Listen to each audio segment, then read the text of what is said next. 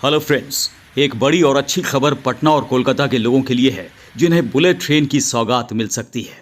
जी हां, अब प्रस्तावित हाई स्पीड रेल कॉरिडोर्स में वाराणसी से हावड़ा तक के रूट को भी शामिल कर लिया गया है, जो पटना होते हुए आगे बढ़ेगी। हमने आपको बताया था कि किस तरह मुंबई अहमदाबाद कॉरिडोर पर काम चल रहा है और 6 नए रूट्स पर भी बुलेट ट्रेन चलाने का खाका खींच लिया गया है, योजना तैयार कर ली गई है।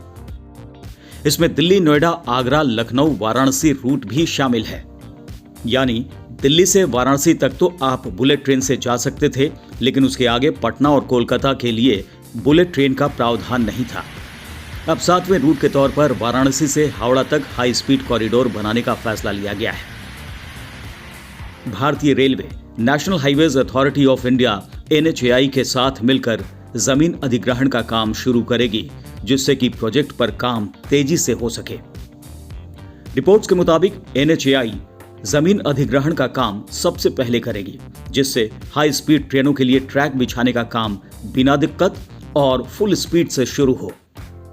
7 नए रूट्स के लिए अतिरिक्त जमीन अधिग्रहण को लेकर नई व्यवस्था केंद्रीय मंत्री नितिन गडकरी की पहल के बाद हुई है।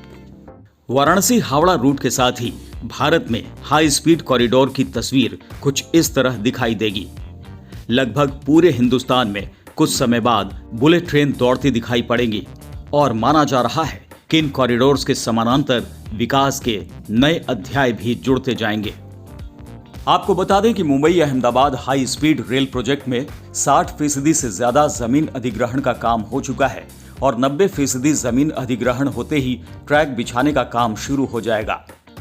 सबसे ज्यादा दिक्कत जमीन अधिग्रहण के काम में ही आती है और इसीलिए इंडियन रेलवे ने अब NHAI के साथ अतिरिक्त जमीन हासिल करने के लिए काम करने का फैसला किया है।